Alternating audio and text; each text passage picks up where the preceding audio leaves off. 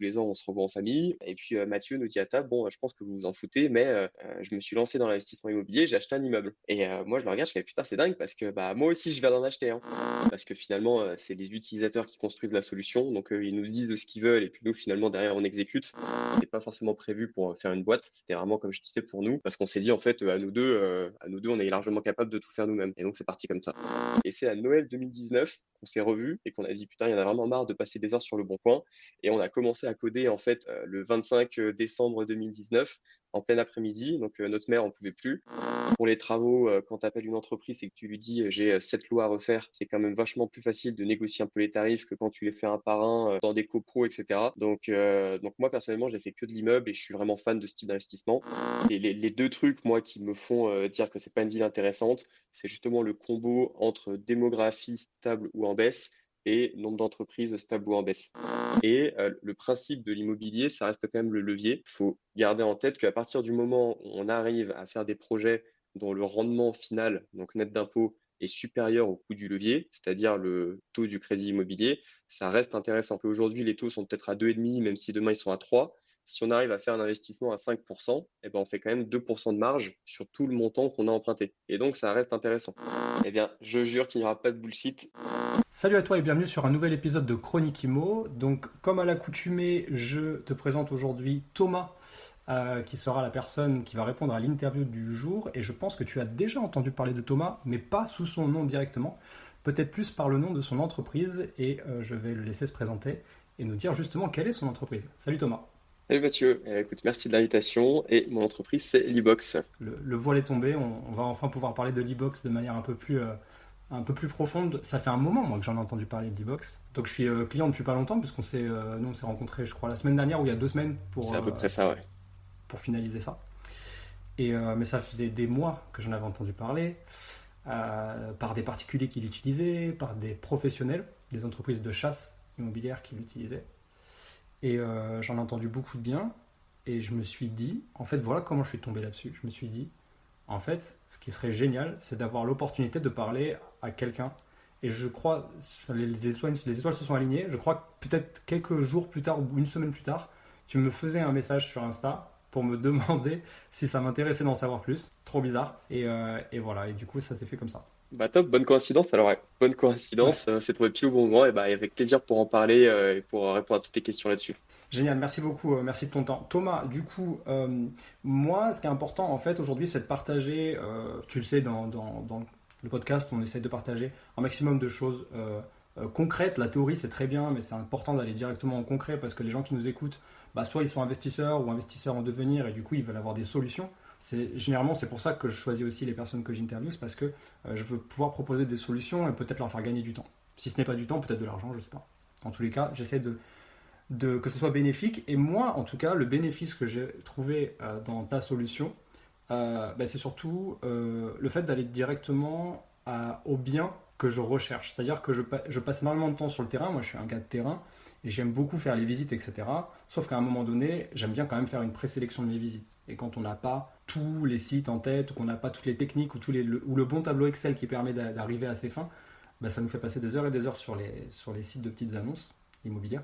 Et du coup, c'est pour ça que j'ai choisi ta solution et que j'aimerais que tu nous parles un petit peu de l'e-box et que tu nous précises dans les détails qu'est-ce que vous faites et aussi qu'est-ce qui est différenciant avec l'e-box du coup. Yes, avec plaisir, avec plaisir. Bon, bah déjà, super content de voir que tu en as tiré du bénéfique et que tu as des bons retours là-dessus. Nous, l'e-box, on l'a construit. Alors, moi, je suis investisseur immobilier aussi depuis pas mal d'années, mon associé aussi. Donc, on a Ok, commencé d'abord par investir dans l'immobilier et on s'est rendu compte, on est un peu dans le même délire que toi, on aime beaucoup le terrain. Et donc, en fait, passer des heures sur notre PC, sur Le Bon Coin le soir, c'était bien sympa, mais on en avait un peu marre. Et du coup, on a essayé justement d'automatiser un petit peu tout ce qui était automatisable dans la partie recherche. Donc, on n'est d'accord. pas du tout sur de la gestion locative, pas du tout sur des travaux, mais vraiment sur la partie avant achat, la recherche et l'analyse. On a vraiment essayé de faire un outil tout en un qui te permet en fait de gagner un maximum de temps et aussi de mettre à la poubelle en fait tous les gros fichiers Excel que tous les investisseurs immobiliers ont, le fichier Excel pour Le gérer fameux. les annonces, le fichier Excel pour calculer la renta, la fiscalité, etc. Donc tout ça c'est bien beau, mais au bout d'un moment ça devient des usines à gaz qui sont pas hyper simples à maintenir. Donc on a dit tout ça on veut y mettre à la poubelle dans un outil qui est simple. Et du coup ça c'est quelque chose qui était assez mal traiter sur le marché. Nous, on n'avait pas vraiment de solution. Tu vois, nous, à l'époque, on utilisait rendement locatif, qui était un peu Ouais. la référence, qui était très bien sur la partie calculatoire, fiscalité, etc. Mais sur la partie recherche, un peu moins. Sur la partie trouver ou investir aussi un peu moins. Donc, nous, on s'est dit qu'il y avait vraiment quelque chose à faire là-dessus pour aider les investisseurs. D'accord. Donc en fait, vous êtes deux du coup sur l'e-box et vous êtes parti de ce constat-là, vous vous êtes dit, ben, on va créer l'outil parfait qui répond aux attentes. C'est ça, au départ, c'était pour répondre à nos attentes à nous. Donc en fait, vu qu'avec mon associé, on est tous les deux issus du milieu un peu de la tech, moi de base, je suis ingénieur dans tout ce qui est data, intelligence artificielle, et mon associé, lui, est développeur web. Donc voilà, il sait tout faire là-dessus. Donc on s'est dit, on va créer un petit outil d'abord pour nos propres recherches. C'était l'extension eBox, qui existe toujours d'ailleurs. On a commencé par ça, qui permettait de rajouter un petit peu des infos directement sur les sites immobiliers. Et après, au fur et à mesure, en fait, cette extension, déjà, on en a parlé un peu autour de nous. On était obligé de la mettre en ligne parce que ton extension, tu peux pas t'en servir si elle est pas en ligne. Faut la mettre dans les stores sur Chrome et tout. Et en fait, naturellement, on a eu pas mal de bouche à oreille et pas mal de gens qui se sont mis à s'en servir, pardon. Et du coup, on s'est dit que, enfin, il y a vraiment un truc et que tout le monde avait la même galère que nous au final. Et donc, tu dirais que en fait, l'application, c'est la version améliorée de ce que vous utilisiez au début, en fait, de ce que vous Ouais, avez c'est mis en ça, ligne. largement. Aujourd'hui, l'extension, c'est à peine 10%, je pense, de tout ce que peut faire l'e-box. Au Ouais, début, c'était le produit principal. Là, ça fait quasiment 3 ans du coup que c'est lancé. Donc, l'application, c'est vraiment le cœur de l'outil où on va ok. pouvoir aller beaucoup plus loin sur la partie recherche, avoir tous les sites au même endroit, trouver les villes pour investir, gérer toutes ces annonces et aller beaucoup plus loin dans l'analyse de ville, l'analyse de rendement et l'analyse de fiscalité. Ok, d'accord. Et du coup, tu disais que ouais, vous êtes tous les deux ingénieurs, enfin, toi, tu es ingénieur et ton associé est développeur. Du coup, vous êtes vraiment très connecté avec vos clients. C'est-à-dire que toi, bah, je t'ai eu en ligne en direct. J'imagine que tu fais comme ça avec la plupart de tes clients. Ouais, on Et, leur euh, demande souvent, ouais. et ton associé, c'est lui qui est derrière. En fait, quand on utilise l'appli Libox, concrètement, c'est lui qui a développé l'appli. Ouais, c'est lui qui a développé une grande partie, ouais. Toute la partie web, c'est lui. Moi, je me suis occupé aussi parce que je code aussi, donc j'ai développé une partie, mais c'est clairement pas la plus grosse. Moi, je me suis occupé plutôt de toute la gestion de données. Très schématiquement, les chiffres qui sont sur l'e-box, c'est plutôt moi qui les ai faits, qui les ai Ok, calculés. Et tout ce qui va derrière, le système de recherche, l'interface, toute la gestion, c'est mon associé qui a plutôt fait ça. ok. Bah dis donc, ça fait de vous des couteaux suisses, quoi. Ouais, on avait de la chance, on savait un peu tout faire. Enfin, Mathieu, lui, est très très fort en tech. Ça fait 10 ans qu'il fait du développement. Donc, que ce soit sur la partie front office, sur la partie back office, il est vraiment très très fort. Donc là-dessus, on avait Ok. vraiment de la chance. Et puis après, la partie gestion des données et puis expertise immobilière, on l'avait aussi. Donc non, c'est pour ça, en fait, à la base, c'était pas forcément prévu pour faire une boîte. C'était vraiment, comme je disais, pour nous. Et parce qu'on s'est dit, en fait, à nous deux, on est largement capable de tout faire nous-mêmes. Et donc, c'est parti comme ça. Magnifique. Eh ben, effectivement, moi ça m'a plu le fait que vous ayez cette proximité avec l'utilisateur final parce que je me suis dit qu'en fait, moi j'ai bossé pour une Legal Tech en fait pendant quelques temps dans le monde de l'immobilier et, euh, et les dirigeants étaient tellement déconnectés de ce qui se passait vraiment sur le terrain que ben, les strates ça filtrait trop et entre le moment où on avait un besoin terrain et une amélioration SaaS qui était vraiment prise en compte, bah, il pouvait se passer plusieurs semaines, voire même plusieurs mois. Donc du coup, notre client final, Ouais, il en pâtissait un petit peu, tu vois. ouais. Et j'ai entendu parler de vous par quelqu'un de chez Mon Chasseur Imo, qui vous utilise du coup. C'est un de nos clients, ouais. Et cette personne, Manon, si tu nous écoutes, c'est un gros big up à toi. Elle m'a dit, franchement, tu peux y aller les yeux fermés. En plus, ils sont vachement connectés, donc si jamais tu as une demande, un conseil ou quoi que ce soit, tu peux leur faire remonter. Généralement, ils prennent en compte assez rapidement. Et moi, c'est un vrai facteur. En fait, aujourd'hui, l'adaptabilité et le côté humain dans une entreprise tech, c'est principalement la chose que je vais rechercher parce que je sais que moi, derrière, je cherche des biens pour moi, mais aussi pour d'autres personnes. Et clairement, si je mets de l'argent dans un outil, bah, il faut que j'ai un interlocuteur, sinon c'est impossible. Et je suis totalement aligné avec toi. Je crois que j'ai entendu le nom, tu disais que c'était Manon de chez Mon Chasseur Imo. Hmm. On a pas mal discuté avec elle, ouais, elle a toujours pas mal de questions. En ce moment, un peu moins, mais du coup, elle nous a fait beaucoup de retours. Et nous, on trouve que ça a beaucoup de valeur, justement, tous ces retours, parce que finalement, c'est les utilisateurs qui construisent la solution. Donc, ils nous disent ce qu'ils veulent, et puis nous, finalement, derrière, on exécute. Et on va Hmm. même les chercher, en fait, ces retours. Moi, assez régulièrement, j'essaye d'être au téléphone avec les clients pour leur demander déjà où est-ce qu'ils en sont dans leur projet immobilier, est-ce que l'outil répond à leurs attentes, qu'est-ce qui est Ok. bien, qu'est-ce qui pourrait être amélioré. Je pense qu'il y en a certains qui commencent presque à être saoulés parce que je leur envoie tout le temps des mails pour les avoir au téléphone. Mais nous, on réagit vraiment comme ça. C'est le but. Si on s'enferme dans notre côté et qu'on construit l'outil avec notre point de vue, eh ben, les gens vont pas adhérer et du coup, on trouve que ça n'a pas d'intérêt. Ok, ça marche. Alors, je sais pas si tu es au courant, mais les interviews sur le podcast, c'est zéro bullshit. Donc, je vais te demander, s'il te plaît, de poser ta main sur le livre imaginaire, euh, le livre magique du podcast, et de me dire, je jure qu'il n'y aura pas de bullshit. Eh bien, je jure qu'il n'y aura pas de bullshit sans aucun doute. Moi, j'aime pas du tout le bullshit non plus, donc franchement, ça me va très très bien. Allez, c'est cool. Du coup, ça veut dire quoi l'e-box? Alors, l'e-box, c'est marrant. En fait, j'ai pas précisé, mais mon associé, c'est aussi mon frère. Waouh, ok. Ouais, donc du coup, l'association s'est fait assez facilement. Et en fait, pour trouver un nom, alors je sais pas si tu as déjà eu à passer par ça, mais trouver un nom pour une pote, franchement, c'est super dur. Tu essayes plein de trucs, il faut que ça sonne bien et tout. Et du coup, on s'est dit, bon, il faut qu'on trouve un truc un peu court qui se retient facilement. Et en fait, c'est ma compagne qui m'a dit, ouais, moi j'avais une boîte où le fondateur, ce qu'il avait fait, c'est qu'il avait pris deux activités qu'il faisait un peu avec son associé, deux trucs qu'ils avaient un peu en commun. Ils avaient collé ça et du coup, ça avait fait le nom de la boîte. Et je me suis dit, Ok, putain, bah écoute, nous, on va essayer de faire ça avec Mathieu, du coup, mon associé. Et en fait, on est tous les deux originaires de Lyon, du coup. Donc, ça a fait le lit. ok. Et on est tous les deux passionnés de boxe depuis pas mal d'années. On pratique depuis une bonne dizaine d'années tous les deux. Et donc, en fait, Magnifique. on a concaténé les deux et ça a fait l'e-box. On s'est dit, tiens, ça sonne bien, c'est pas mal. Et du coup, le nom a été créé comme ça. Ok, Donc, d'accord, tu as ouais, toute c'est l'histoire, waouh, tout ok, vous simplement. avez itéré, ok, juste vos passions, magnifique. Enfin, Lyon, du coup, là où vous venez, est votre passion. C'est ça, Ok. c'est ça. Et puis, ça Je, sonnait je, bien, donc on s'est dit, voilà, on y va. je suis pas sûr que dans tous les cours que j'ai pu suivre, je suis pas sûr que c'est une façon que j'ai déjà On pratiquée, fait mais pas grand-chose de conventionnel, nous, hein. On fait tout ah un ouais, peu à l'instinct et ça en fait partie, hein. franchement pas mal. Ok, magnifique. Du coup, c'est ton frère, mais c'est trop bien que ce soit ton frère. Enfin, je trouve ça magnifique C'est comme assez anecdote. sympa, ouais, c'est assez sympa. Et c'est vraiment tombé par hasard, hein, parce que si je te refais un peu la genèse, tu vois, nous, on a commencé à investir dans l'immobilier avec Mathieu sans se concerter, en fait. Donc, comment ça s'est passé? Ah, j'avais une C'était question là-dessus. Ouais, ouais, ouais, je voulais savoir cette histoire d'immobilier. Du coup, comment vous êtes tombé dedans? Il faut que tu nous racontes après ça. Eh ben écoute, alors on est chacun tombé de notre côté. Moi en fait j'avais un ami en école d'ingénieur qui adorait l'immobilier et qui me motivait pas mal. Aujourd'hui il est marchand de biens, il a son agence immobilière, il s'est vraiment lancé à fond dedans. Et du coup lui il Magnifique. m'avait un peu botté le cul pour que je m'y mette, donc je m'y étais mis. Et ce qui s'est passé Ok. c'est que c'était à Noël 2018. Concrètement avec Mathieu, lui il était resté à Lyon et moi j'étais monté à Paris pour le boulot, donc on se voyait mais pas très souvent. Et donc il y avait le fameux Noël. Tous les ans, on se revoit en famille ou on se voit. Et puis Mathieu nous dit à table, bon, je pense que vous vous en foutez, mais je me suis lancé dans l'investissement immobilier, j'ai acheté un immeuble.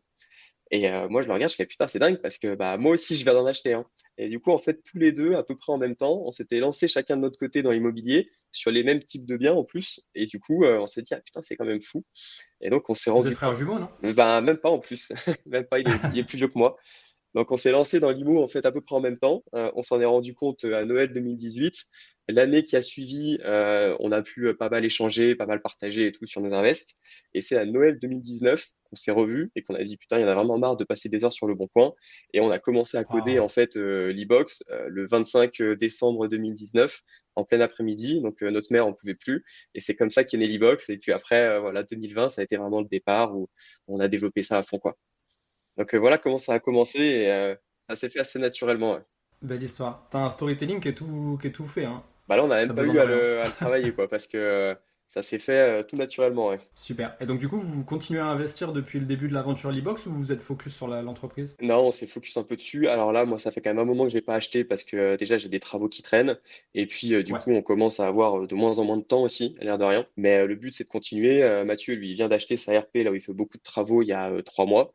Et on a d'autres projets là qui vont peut-être se débloquer, mais pour le moment, rien de très concret. Le but, c'est de continuer à investir. Magnifique, magnifique.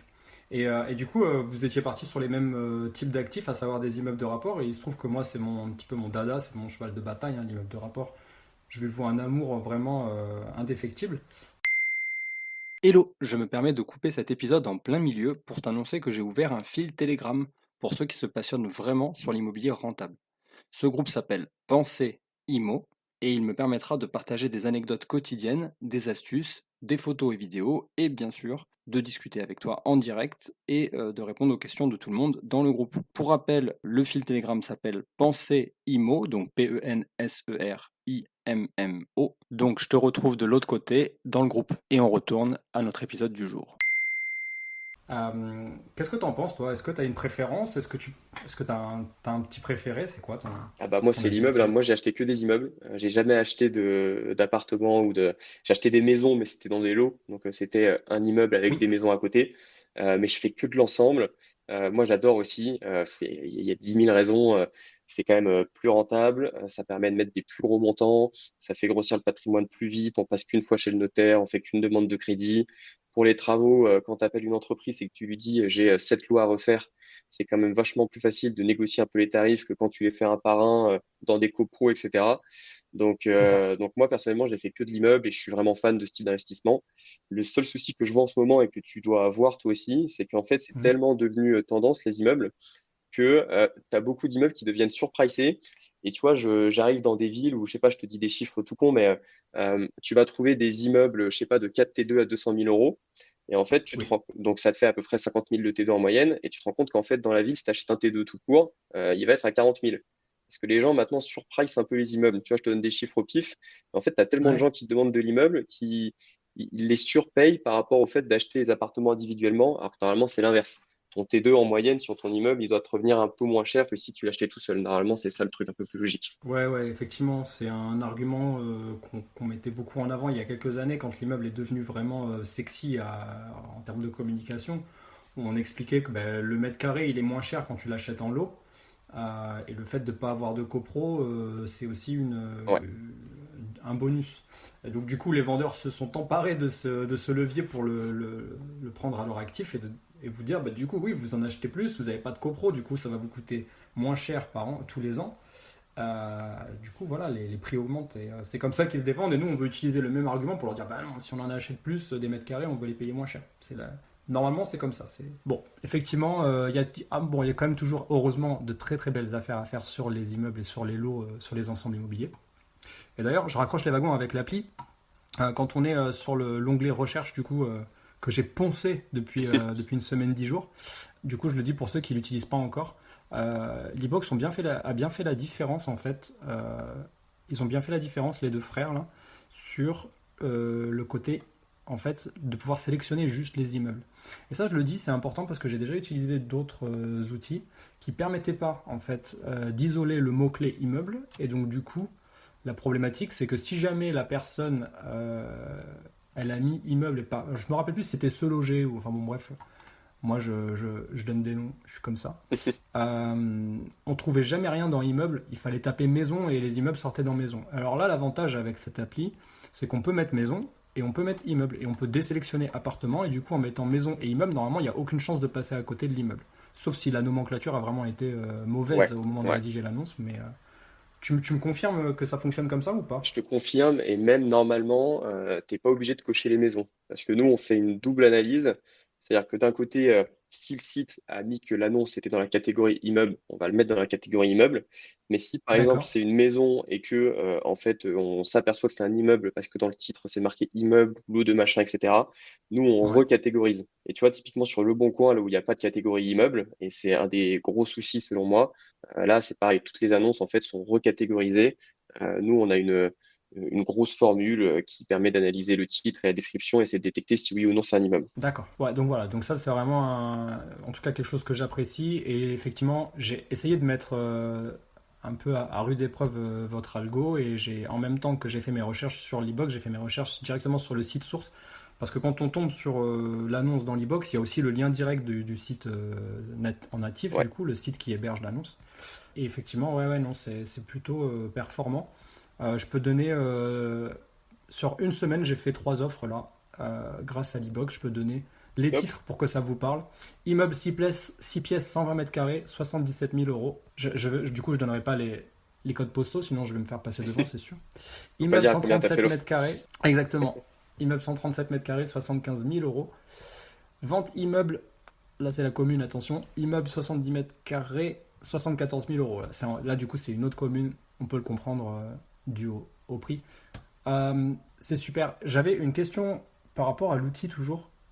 Est-ce qu'il y a une solution, auquel cas je ne l'ai pas trouvée, peut-être que tu peux nous développer aussi sur le sujet, une solution qui existe ou qui va être rajoutée pour la partie travaux, à savoir par exemple la quantité de travaux, est-ce que peut-être que c'est un filtre possible, la quantité de travaux pour un bien qui pourrait être ajouté. Dans les annonces, on a déjà un petit pictogramme qui apparaît, une petite pioche, qui te dit si oui Exact. ou non il y a des travaux à prévoir.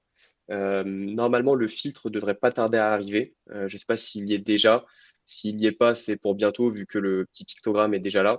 Et ça, du coup, ça te permet de filtrer sur les annonces dans lesquelles on a détecté qu'il y avait des travaux à prévoir. Après, pour la quantité D'accord, de ok. travaux, c'est toujours compliqué.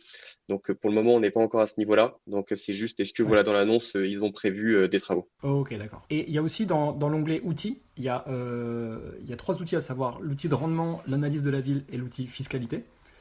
Et toujours par rapport aux travaux, parce que moi, c'est vraiment, tu l'as compris, c'est là-dessus que je me focus en fait.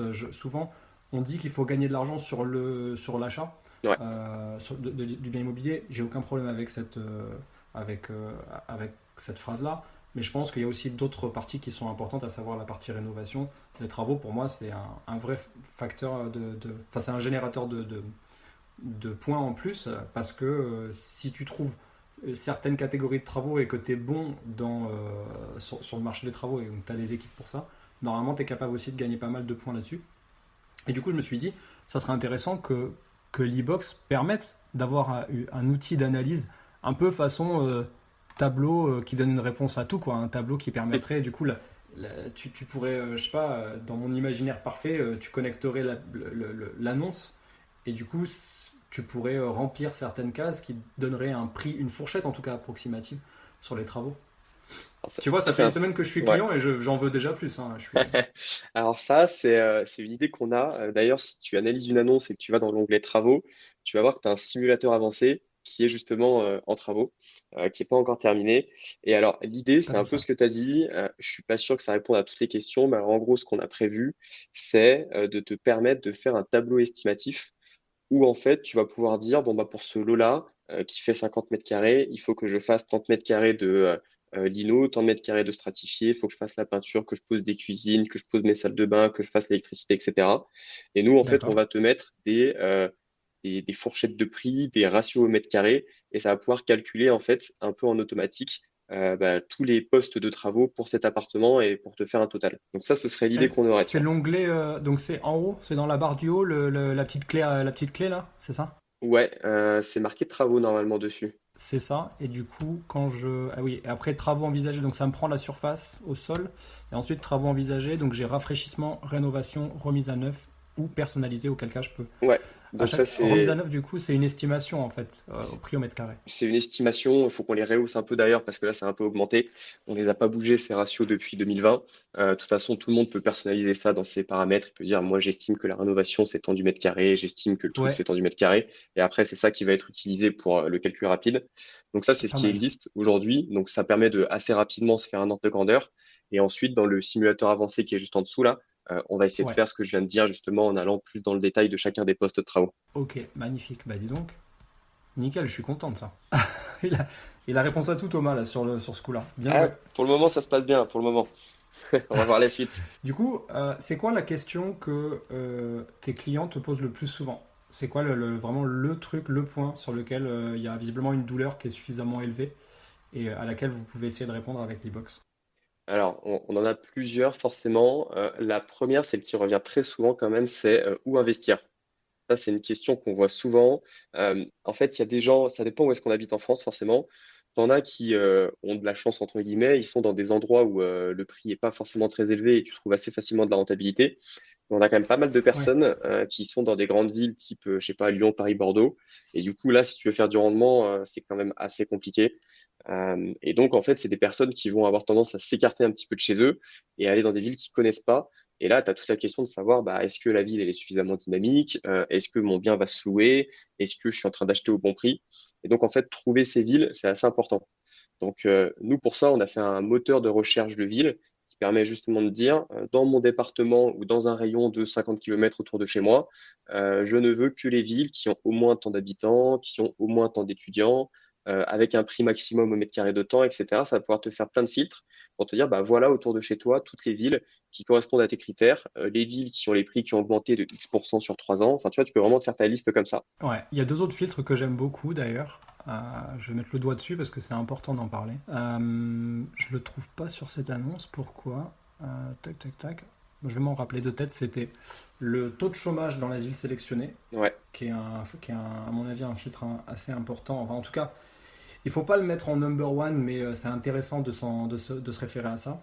Et aussi le nombre d'entreprises qui sont déclarées dans la commune. Clairement, il y a un graphique. Si le graphique il est en constante hausse ou qu'il est stable, à mon avis, c'est intéressant de se pencher sur cette ville. Par contre, s'il est en constante baisse, une entreprise où il y a pas une commune où il n'y a pas d'entreprise qui s'installe ou alors qui perd beaucoup d'entreprises, il faut faire ouais, attention quand même. c'est mauvais, je suis d'accord avec toi, ouais. Et les deux trucs, moi, qui me font dire que c'est pas une ville intéressante, c'est justement le combo entre démographie stable ou en baisse et nombre d'entreprises stable ou en baisse. Quand on Ouais. voit ça, tu te dis, bon, c'est sûrement une ville moyenne qui, à une époque, marchait bien, mais il y a une grosse entreprise qui a dû partir, et puis c'est des villes qui commencent un peu à, voilà, à perdre du dynamisme, à se morfondre un peu, et du coup, ça, c'est pas très bon, parce que du coup, les prix sont attractifs, mais si tu veux revendre dans 10 ans, bah, la courbe aura continué de chuter, et là, ça risque d'être compliqué pour la revente. Et, toi, et si je parle à Thomas l'investisseur en tant que tel, est-ce qu'il a des villes comme ça à nous donner qui l'intéressent plus que d'autres? Moi, j'ai investi Ou pas mal. des régions peut-être. Ouais, ouais, ouais. Bah, écoute, moi, j'ai pas de soucis. J'ai investi pas mal dans l'Allier, notamment à Moulins, que je trouve Incroyable. une ville très sympa. Tu connais? Ouais, je connais, ouais. Bah, justement, Moulins, Vichy, c'est des endroits où j'ai pas mal poncé. Ouais. Ouais, moi, je trouve ça bien. Alors, Vichy, c'est devenu un peu cher. Par contre, Oui, je suis moins fan de Montluçon, même si je connais plein de personnes qui ont des immeubles là-bas et en soi, ça se passe très bien. Mais c'est toujours pareil, c'est une question de renta. Tu me proposes 37%, j'y vais forcément. Mais en fait, il faut vraiment que j'ai des grosses rentas à Montluçon pour y aller parce que c'est quand même une ville qui a un dynamisme qui est quand même un peu sur le déclin. Donc, je suis moins fan. ouais. Moulins, j'aime Clermont, beaucoup. non? Clermont, c'est un peu cher, mais je cherche sur Clermont, C'est ouais. cher. J'ai pas encore trouvé la pépite, mais là, j'ai une petite recherche enregistrée sur Clermont, justement, ouais. Et si je trouve un truc, je pense que j'irai. Donc moi, j'aime bien ce coin-là. En plus, vu que je suis originaire de Lyon, c'est un peu à côté. Clermont, j'ai fait mes études là-bas, justement. Donc je connais un petit peu ce coin. Donc ça, voilà, j'aime bien. Et j'ai un immeuble aussi dans le nord, pas loin de Maubeuge, que je conseille pas forcément là pour le coup. C'était mon premier, celui-là. C'était une bonne offre, mais déjà il est assez loin, donc c'est pas facile à gérer. Et puis j'ai eu pas mal de merde, de dégâts des eaux, de problèmes avec l'assurance, etc. Donc finalement j'ai pas mal d'emmerdes avec ce truc-là qui est pas forcément lié à la région, mais c'est vrai que du Oui. coup je me dis bon, celui-là si j'avais Ok. pu me retenir, je pense que je me serais retenu, mais voilà, ça m'a mis le pied à Ok. l'étrier à l'époque.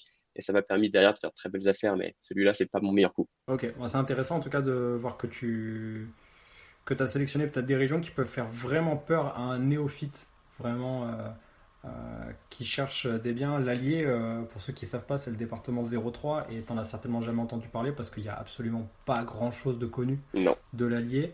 Mais pourtant, quand tu y vas, moi j'y ai été très souvent de manière professionnelle, il y a quand même de la vie, il y a des entreprises, il y a des villes moyennes, Moulins en fait partie.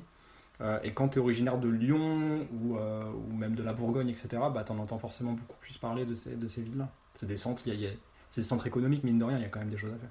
Auvergne-Rhône-Alpes, de manière générale, il y a quand même des choses à faire. Ah ouais, moi j'aime bien cette région, ouais. J'aime bien cette région. Il y a quand même pas mal de petites villes moyennes, comme tu dis, qui sont pas mal du tout. Tu vois, Moulins, c'est le centre administratif aussi. Donc, t'as pas mal de fonctionnaires, t'as toutes les administrations publiques. C'est quand même assez étudiant aussi. Donc, moi, j'aime beaucoup, ouais. Ah, c'est intéressant ce que tu dis, ouais. Toujours réfléchir à, quand on veut sélectionner une ville, même si elle est loin, regarder s'il y a bien un centre hospitalier, un centre administratif, des entreprises privées, oui, certes, mais regardez s'il y a aussi des entreprises, enfin, des employeurs publics, parce que ça génère aussi beaucoup de passages, hein. Ça génère des potentiels locataires Et c'est et des bons extrêmement payeurs en stable en plus. plus. Ouais, c'est ça. Des fonctionnaires et puis ton administration, bon, elle a peu de chances de partir, moins qu'une entreprise privée. Donc, du coup, ouais, moi j'aime bien ça. J'aime bien ce profil-là. Super. C'est quoi le prochain challenge de l'e-box, s'il y en a un? Il y en a toujours, ouais. Le prochain challenge, alors nous, là, l'objectif, ce serait vraiment de compléter en fait la partie investissement locatif. Aujourd'hui, on est vraiment que sur les investisseurs locatifs. On a quelques marchands de biens qui utilisent aussi l'outil parce qu'ils ont besoin d'être actifs, mais pour le moment, c'est pas la majorité. Donc en Ok. fait, prochain challenge, c'est vraiment terminer proprement toutes les fonctionnalités qu'on a en tête sur la partie locatif. Ça va passer par une analyse par quartier, qu'on ne propose pas encore. Au moment où on propose des analyses au niveau de la commune, on aimerait pouvoir faire redescendre au niveau du quartier, ce qui est pas mal, même pour des villes moyennes, même dans des villes de 20 000 habitants, tu as déjà une petite dizaine de quartiers. Donc, pouvoir redescendre au niveau quartier, ce serait vraiment cool. Ah oui. pouvoir accéder à toutes les ventes, aussi un peu comme ce que fait Etalab, mais directement intégré dans l'e-box. Ça pourrait être vraiment bien. Donc, tu vois, on a Avec un historique, tu veux dire, Ouais, des c'est prix de ça, vente? ouais, c'est ça, c'est ça. Et Bah, tu pourrais avoir accès à ça? on les a, on se base là-dessus, en fait, pour justement faire nos prix immobiliers par ville. Waouh, Tu vois, ok, c'est d'accord. ça notre source de données, c'est la base des notaires qui est publique hein, d'ailleurs, hein, qui est publique, que tout le monde peut l'avoir. Ouais, ouais. Et nous, on a ces données du coup depuis 2014, et c'est là-dessus qu'on se base pour faire les prix en fait dans chacune des communes. Et du coup, nous, on a des énormes bases de données avec toutes les ventes une par une. Et ça, du coup, on pourrait y donner accès. On pourrait y donner accès. Et même l'idéal, alors ça, c'est un peu notre rêve, on aimerait bien réussir à faire le lien entre les annonces immobilières et ensuite les ventes enregistrées par les notaires. Et ça permettrait, parce que tu vois, Etalab, tu dois connaître, je pense, comme outil. Bien sûr, ouais. Bah, à chaque fois que je fais une offre, je vais quand même vérifier combien combien le Exactement. vendeur l'a acheté.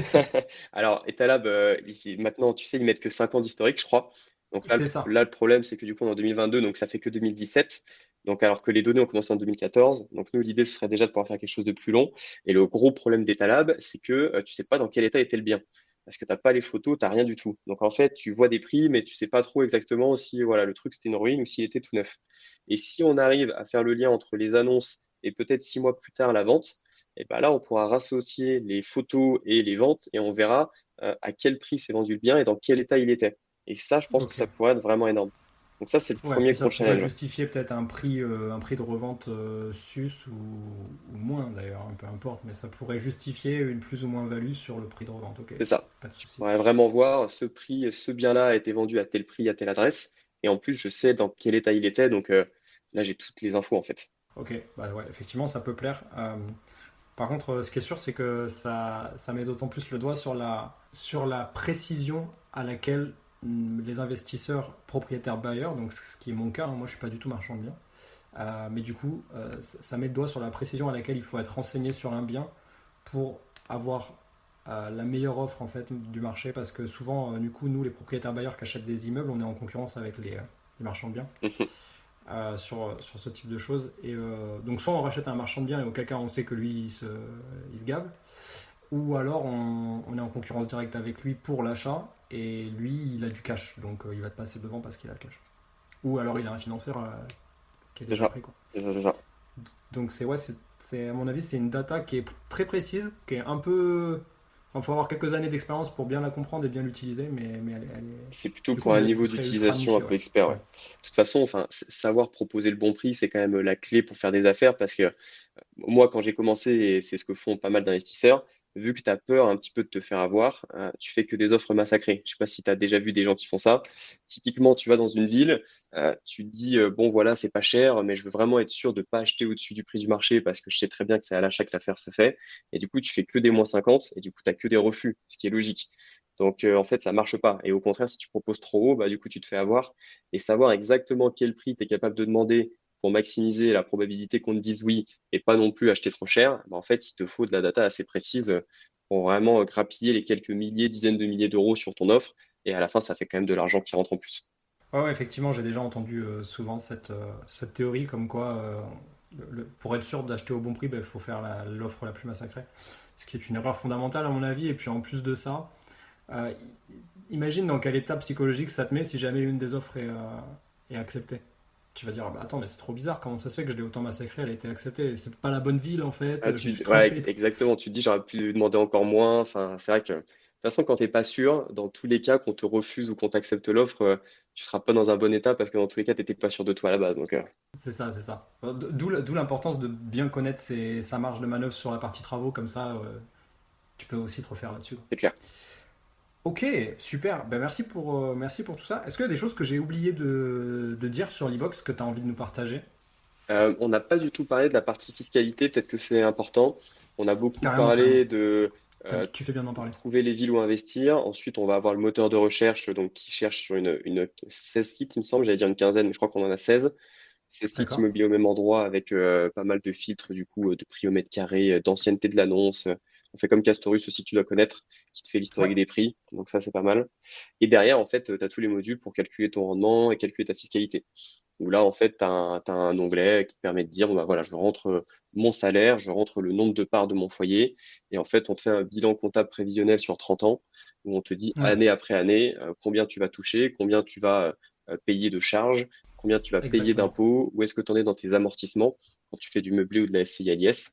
Et ça Tout en permet de se choisissant au projeter. Ouais. préalable le régime, par contre, ça c'est C'est important ça. de le dire. Tu vas dire, moi, je fais du LMNP, ou je fais de la SCI, ou je fais du foncier. On va Ouais, te faire le bilan comptable sur ce régime fiscal-là. Et après, on va même aussi te comparer les régimes fiscaux entre eux. Parce que ça, c'est un truc qui est assez important. C'est des fois, on se dit, bon, bah, quel est le meilleur régime fiscal pour moi en fonction de ma situation? Et donc, on va aussi te faire un comparatif en te disant, bah voilà, tel régime, ça va te faire gagner tant pendant la détention, tant à la revente. Donc, on prend en compte aussi la plus-value à la revente en fonction du régime. Et tu vas avoir des graphiques qui vont te dire, en termes d'enrichissement total ou en termes de TRI, pour ceux ouais, qui connaissent, capital remboursé ou voilà, trésorerie closée. quel est le régime fiscal qui, à la fin, va me rapporter le plus et qui est le plus intéressant. Et ça dépend des situations, en fait. Ouais, ça c'est vraiment pas mal. Là, du coup, on est en direct live sur l'application. Je suis sur le graphique. J'ai pris un exemple d'un bien à 50 000 euros sur lequel il y aurait deux parts. Et j'ai choisi un régime LMNP au réel avec, avec un loyer de 450 euros. Et du coup, je suis sur le fameux tableau qui est vraiment bien fait. Le tableau de l'évolution de trésorerie avec revente. Et donc, du coup, il y a le calcul en prenant en compte d'une revente au bout de 10 ans. Et là, on voit très bien que se démarque le cash flow en LMNP au réel, directement. Ouais, C'est impressionnant. En numéro 2, qu'est-ce que je vois tac, c'est la LMNP au forfait. Et le moins, allez, je vais parler du moins intéressant, ça serait le cash flow foncier au réel, donc c'est-à-dire location nue au réel. Ça serait le moins avantageux pour vous. ouais, tu dois pas avoir beaucoup de travaux dans ton exemple, donc du coup, c'est pas Non, forcément le plus effectivement. intéressant. Ouais. Ok, bon bah écoute, franchement, ça c'est bien fait. Et le dernier graphique, ça c'est comparaison des régimes fiscaux. Oui, il est encore même mieux fait celui-là. Euh, Ouais, si tu as regardé les lignes, c'est vrai que celui-là, il peut être un peu brouillon. Après, tu peux enlever certains trucs pour qu'il voit un peu plus clair. Et le dernier te fait justement, comme je disais, l'enrichissement et le taux de rendement interne, donc ça, c'est pas mal. Ouais. ouais, ouais. Je sais pas ce que vous avez utilisé pour coder votre app, mais ça me fait beaucoup penser à RDNA. Je sais pas si vous êtes basé sur leur façon de. Tu connais RDNA, non? Je connais RDNA, ouais. Je connais RDNA. Je m'en suis jamais servi parce que moi, la LCD, c'est pas du tout ma spécialité. Et du coup, Ok, je sais pas ce qu'ils utilisent. Nous, on utilise du bah, c'est vraiment pas mal. Angular, si jamais ça parle à certains, qui nous donne ces jolis graphiques, ouais. Très très bien. Écoute, franchement, merci beaucoup. Et c'est une très bonne conclusion d'avoir parlé de la fiscalité parce qu'au final, une bonne opération, c'est aussi une fiscalité rondement choisie. Pour conclure, moi je dirais que utiliser un outil, c'est intéressant dès le premier achat. Ça permet de gagner un temps important et peut-être avoir accès à des feuilles de calcul qui, pareil, vous font gagner du temps. Et des fois, bon, on peut très bien passer un coup de fil à un expert comptable ou quoi, mais de se rassurer avec un graphique, c'est aussi pas mal. Du coup, pour terminer, on va répondre à la question de Laurent. Et pour le coup, j'aimerais que c'est à toi qui y réponde, puisque tu dois avoir le nez dans les chiffres tout le temps. Et on Vas-y. est tous au courant de la conjoncture actuelle. Donc Laurent sur Insta nous demande, Laurent L, avec les taux élevés en ce moment, ne penses-tu pas qu'il vaut mieux attendre pour acheter il dit pour investir. Je vais utiliser le mot acheter. C'est une très très bonne question et c'est vraiment le sujet brûlant. Alors, en plus, moi j'aime bien ces sujets parce que j'ai pas mal bossé en finance, donc toutes ces histoires de taux et tout, j'ai bossé dans la banque d'ailleurs. Euh, les taux, faut savoir que là, ils augmentent, mais que concrètement, ils sont encore assez bas. Au final, quand on regarde vraiment l'historique des taux immobiliers, je pense qu'il faut que chacun demande à ses parents à combien ils ont emprunté à l'époque pour relativiser un peu. Moi, ma mère, elle avait emprunté à l'époque à 14%, je crois, donc c'était un autre monde. Et là, globalement, on est encore assez faible. Ce qu'il faut se dire, c'est que la baisse des prix de l'immobilier, elle n'est pas faite encore. Elle n'est pas faite, même si moi, ma conviction, c'est que les prix vont au moins un petit peu se tasser. Après, ça dépend des géographies et qu'on va avoir quelques petites baisses quelque part. Pour le moment, on n'en est pas sûr. Donc, il faut faire attention aussi avec cette histoire de j'attends avant d'acheter parce que je pense que ça va baisser. Et le principe de l'immobilier, ça reste quand même le levier. Et du coup, faut garder en Mhm. tête qu'à partir du moment où on arrive à faire des projets dont le rendement final, donc net d'impôt, est supérieur au coût du levier, c'est-à-dire le taux du crédit immobilier, ça reste intéressant. C'est-à-dire qu'aujourd'hui, les taux sont peut-être à 2,5, même si demain ils sont à 3. Si on arrive à faire un investissement à 5%, eh ben on fait quand même 2% de marge sur tout le montant qu'on a emprunté. Et donc, ça reste intéressant. Donc, moi, je pense qu'il faut pas trop s'embêter à attendre. Euh, Au contraire, je pense que c'est maintenant qu'il y a des bonnes affaires parce que l'année a été assez compliquée. Il y a eu pas mal de refus à cause du HCSF. Et il y a beaucoup de biens là qui reviennent à la vente avec des vendeurs qui, en partie, en ont très marre et qui commencent à vouloir vraiment vendre vite. Et je pense que justement, c'est maintenant qu'il y a de très, très bonnes affaires. Et peut-être que dans 6 mois, un an, tous ces vendeurs-là qui capitulent, ils auront tous été un peu plumés par les différents marchands de biens et que finalement, ça va pas tant baisser que ça. Donc, je suis pas fan de la stratégie d'attente personnellement. Ok, ça marche. Écoute, franchement, j'ai absolument rien à rajouter. Bon, cette question a été posée par Laurent, mais elle aurait pu être posée par plein d'autres personnes parce qu'on l'entend énormément. J'étais encore il y a quelques jours dans un apéro IMO à Montpellier et c'était vraiment la question principale de toute la soirée. Euh, Effectivement, attendre. Enfin, moi, on est en 2022, donc ça fait 10 ans que je fais de l'immobilier et mon premier crédit immobilier, c'est un taux à 2,85, variable à plus ou moins 1% après la première année. Donc autant vous dire que arrêtez de vous bullshiter le cerveau, ça sert à rien quoi. Et puis c'est pas la philosophie du podcast. Donc, Non, mais switchez. je suis d'accord, ouais. Ok, ça marche. Thomas, tu peux nous partager ta reco de la semaine et puis après on va terminer pour l'épisode.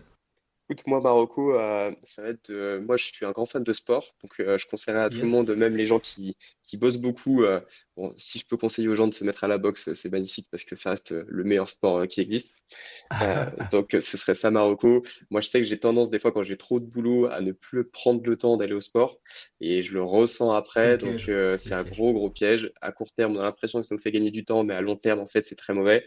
Donc, pour moi, la Marocco, c'est de façon plus générale, de bien équilibrer sa vie privée, vie perso, en gardant du temps pour ses activités. Et c'est quelque chose qui devient compliqué quand on se lance dans l'immobilier parce que la plupart des gens commencent avec un emploi déjà en CDI.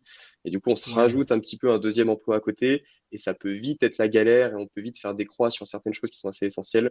Donc, Marocco, ce serait de bien faire attention à ça parce que ça fera gagner quelques heures au début, mais sur le long terme, ce sera pas bénéfique. Ouais, donc la santé par le sport et quitte à choisir un sport, choisir la boxe quoi. Exactement. Magnifique. Thomas, merci beaucoup pour ton temps et j'espère à bientôt dans un prochain épisode. Eh ben, merci pour l'invitation, avec plaisir. Je te dis à bientôt. Salut. Merci d'avoir écouté l'épisode jusqu'au bout. Avec Thomas, on a voulu te faire un petit cadeau de Noël. Il te suffira de rentrer le code parrainage Chronique IMO pour avoir 20% de réduction sur ton abonnement Libox. Pour rappel, tu choisis l'abonnement que tu souhaites et tu rajoutes dans l'onglet parrainage, tu rentreras tout simplement Chronique IMO. Chronique avec un S, IMO tout attaché. Voilà, je te remercie, à bientôt.